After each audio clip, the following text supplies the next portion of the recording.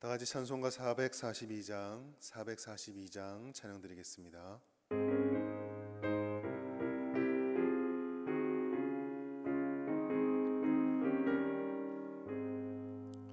저 장미 꽃 위에 이슬 아직 맺혀 있는 그때에 귀에 은은히 소리 들리니 주 음성 분명하다.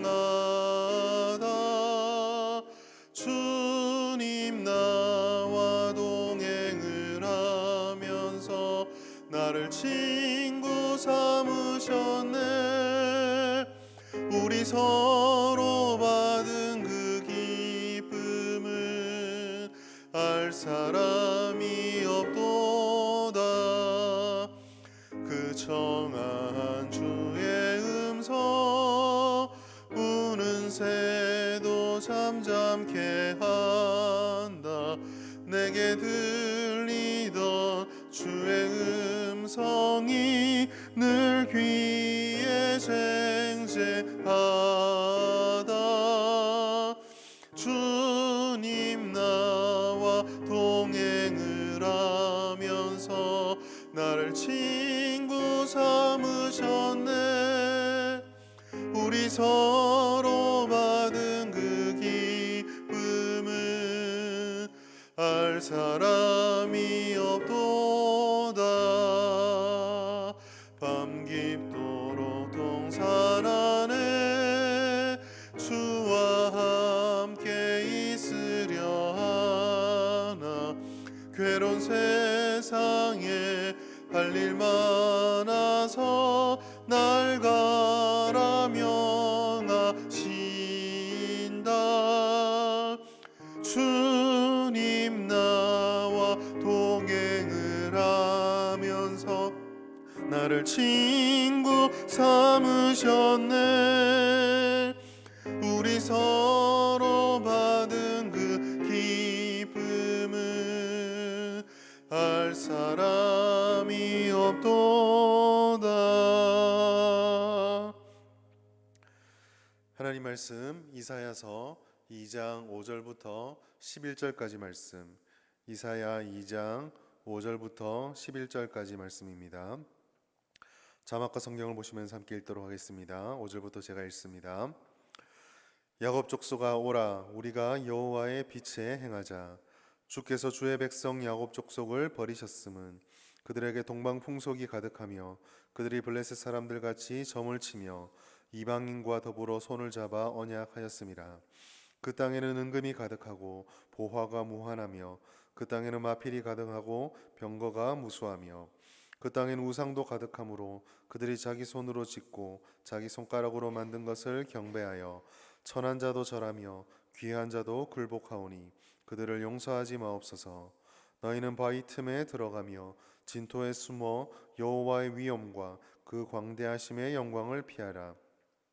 그날에 눈이 높은 자가 낮아지며 교만한 자가 굴복되고 여호와께서 홀로 높임을 받으시리라. 아멘. 계속해서 이사야서 말씀은 우리들에게 하나님께서 이스라엘에게 주시는 심판과 징계에 대한 말씀들을 예언해 주고 있습니다. 특별히 오늘 말씀 속에서 2장 2절 말씀에 보면 말일에 여호와의 전에라는 말로 통해서 이 말일에 마지막 때를 대비한 하나님의 말씀임을 알려주고 있습니다. 핵심적인 내용 2절에 시작된 분위기는 4절 말씀을 보시면 아시겠지만 평화와 안녕이 도래하였고, 즉 모든 것이 평화롭고 행복해졌고 칼을 쳐서 보습을 만드는, 무기를 다 다시 주무를 해서 농기구를 만드는, 어찌 보면은 종전과 모든 위협이 사라진 세상을 보여주고 있습니다. 이것은 우리가 예수 그리스도를 믿음으로 약속받았던 영원한 천국과 영원한 안녕을 그대로 보여준다라고 할 수도 있습니다. 하나님께서 우리를 보호해 주시겠다고, 하나님께서 우리에게 안녕을 주신다라고 그 평화와 안식을 약속해 주셨습니다. 그러나 우리가 살아가는 이 세상과 이 땅의 삶은 이와 같은 약속과는 다른 모습들도 존재합니다. 쉽게 말해서 하나님께서 약속해 주시는 그 은혜와 우리를 유혹하고 넘어뜨리려는 세상과의 경계선이 우리들 삶에 펼쳐지고 있다는 것이죠. 신자의 신앙의 삶이라고 하는 것은 이와 같은 경계선에 서서 이 대치 상황을 감내하고 이겨내는 모든 여정과도 같습니다. 평화와 안녕의 선포와 다른 이 지점을 바라보며 우리는 하나님께서 오늘 말씀에 그리고 모든 선지서에서 계속적으로 말해주는 징계와 심판에 대한 경각심을 가져야 합니다. 그리고 동시에 그 징계와 심판의 이유들을 살펴봄으로써 우리가 어떤 행동을 해야 되는지도 발견할 수 있게 됩니다. 특별히 오늘 읽었던 말씀 5절부터 11절도 이런 구절을 살펴보려고 한데요. 첫 번째로 하나님께서 5절부터 11절까지 말씀, 그 이후의 말씀들을 살펴보시면 버림받은 야곱 족속에 대해서 말씀하고 있다라는 것입니다. 이스라엘은 애증의 족속입니다. 하나님의 은혜를 크게 받았음에도, 하나님의 놀라운 역사들을 직접 경험했음에도 불구하고 그들은 하나님과 세상 사이에서 언제나 줄다리기를 하고 하나님과 세상 사이에서 언제나 흔들리는 모습들, 좀 심하게 말하면 반역과 배반의 모습들을 보여왔었습니다. 출애굽 시대, 그리고 광야 40년, 가나안 정복 시기, 사사 시대와 그 이후의 모든 역사를 통해서 이스라엘 사람들은 수많은 용서를 받았으며 회복의 은혜를 경험하였습니다. 그러나 동시에 그들은 선지서를 통해서 일관적으로 예언받는 것처럼 하나님을 지속적으로 배반하고 등을 돌리며 떠나갔었습니다. 그로 인해서 징계를 받게 된 것이죠. 오늘 본문도 마찬가지입니다. 6절 말씀 보면 주께서 주의 백성 야곱 족속을 버리셨음은이라고 말씀을 하고 있습니다. 왜 하나님의 백성, 하나님의 택함 받은 이스라엘이 이렇게 버림을 받았습니까? 6절부터 쭉 나오는 말씀들을 보면 그것을 알 수 있습니다.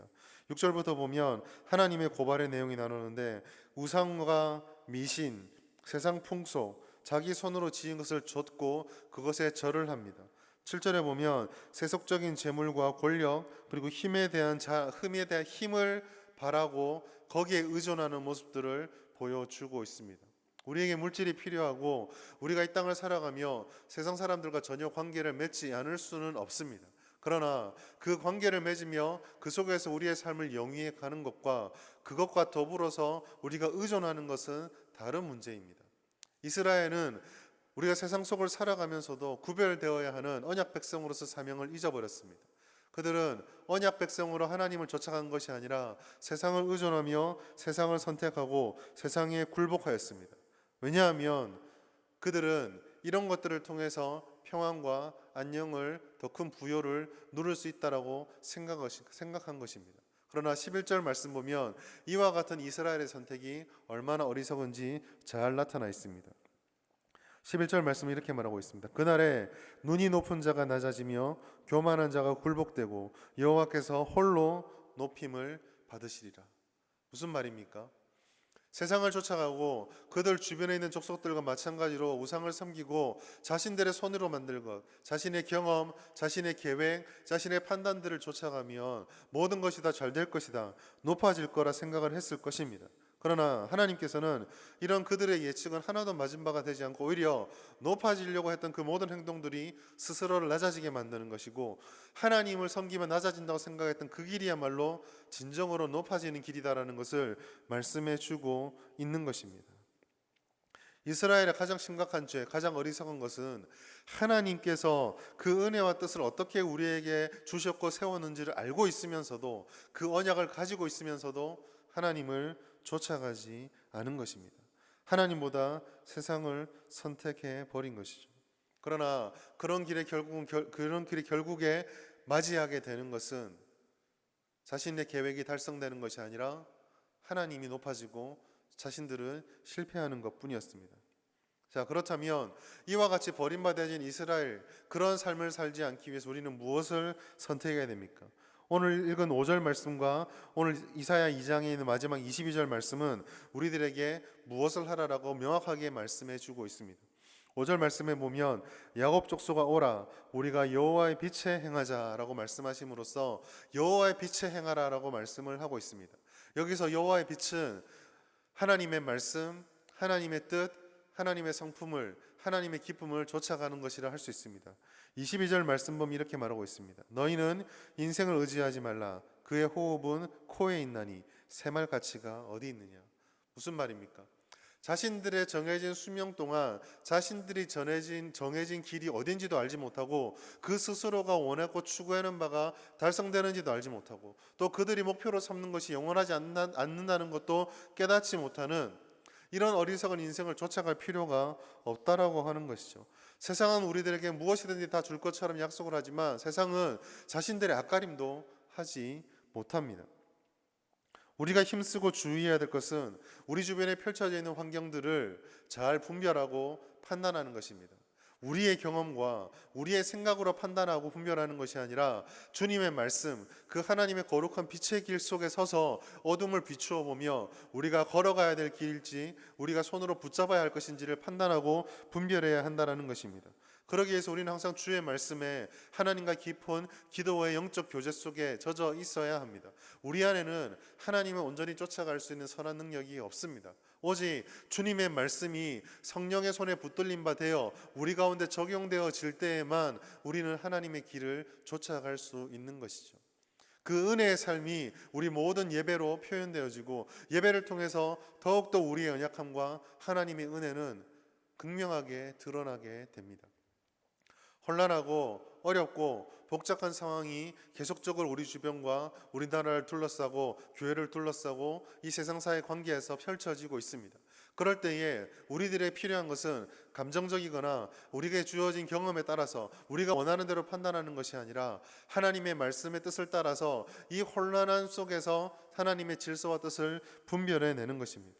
우리가 힘써야 하는 것은 세상의 가치와 하나님의 말씀이 충돌할 때에 우리가 원하는 바가 아닌 하나님이 원하는 바를 붙잡고 그 경계선을 떠나지 않으며 하나님의 편에 서서 이 전쟁을 치러내는 것입니다. 오늘 하루도 주님께 주시는 그 은혜를 붙잡고 날마다 그 영적 전쟁에 승리하며 주의 빛을 따라 걸어갑시다. 그럴 때 하나님께서 우리에게 주신 약속의 은혜를 합당한 열매를 거두게 하여 주실 것입니다. 이런 은혜가 우리 모두에게 충만하기를 축원합니다. 이 시간에 함께 통성으로 기도하시겠습니다. 교회를 위해서 기도하시고 대구 땅을 위해서 나라와 민족을 위해서 우리 합심하여 함께 기도하며 나가겠습니다. 주여 주여 주여. 하나님 아버지, 교회를 위해서 기도합니다. 모든 예배와 모임이 정상화되게 하여 주옵소서. 힘써 모이며 뜨겁게 기도하는 교회가 되게 하여 주시옵소서. 우리 성도들의 가정과 기업과 직장을 축복하여 주시옵소서. 성도들의 모든 다친 분들이 열리게 하여 주시며 환우들을 치료해 주시길 원합니다. 아버지, 어려운 가운데 빠져있는 모든 지체들과 가정들과 우리 교회 성도들을 하나님 붙잡아 주시옵소서. 주일학교와 청년부의 새로운 부흥을 허락하여 주시고 하나님 아버지, 예배 가운데 그들이 날마다 말씀 가운데 하나님 앞에 회심하여 주님께 쓰임받는 일꾼이 될 수 있도록 새로운 부흥을 허락하여 주옵소서. 대구와 나라와 민족을 위해서 기도하기를 원합니다. 하나님 아버지, 코로나19로 인하여 혼란 속에 빠져있는 이 대구 땅과 아버지 우리나라를 기억하여 주시고 치료하여 주시고 종식시켜 주시옵소서. 여전히 회복되지 않고 확산이 일어나고 있는 이 모든 코로나19 질병을 아버지 물리쳐 주시옵소서. 나라의 모든 분야가 정상화되게 하여 주시며 기업들이 어려움을 잘 이겨낼 수 있도록 도와주시옵소서. 하나님을 대적하는 모든 악법들과 포괄적 차별금지법 같이 주님의 뜻을 거스르는 모든 입법들이 사라지게 하여 주시며 국회 가운데 하나님의 정의와 공법이 아버지 드러날 수 있도록 도와주시옵소서. 아버지, 북한과의 관계가 안정될 수 있도록 도와주시며 이 땅의 자유평화 통일을 이룰 수 있도록 하나님 함께하여 주시옵소서. 한국교회가 어려운 가운데서도 믿음의 본질과 신앙의 본질로 돌아가 아버지 뜨겁게 예배드리며 주님의 영적 부흥을 허락할 수 있도록 도와주시며 하나님의 나라를 아버지 이 땅 가운데 이루어내며 주님 오시는 그날까지 그 사명 온전히 감당할 수 있도록 주여 함께하여 주시옵소서. 하나님 아버지, 우리가 버림받은 이스라엘의 땅에 걸음을 걸어가지 않길 원합니다. 하나님의 빛에 행하며 인생을 의지하지 않는 믿음의 지혜를 하나님 가지게 하여 주시고 오늘 하루도 그리고 우리의 평생의 삶이 하나님의 은혜와 평안을 누리는 삶이 될 수 있도록 주여 함께하여 주시옵소서. 감사드리며 예수님의 이름으로 기도드립니다. 아멘. 사랑하는 성도 여러분, 오늘 주일도 하나님 은혜 충만히 누리시고 복된 하루가 될 수 있기를 주님의 이름으로 축원합니다. 감사합니다.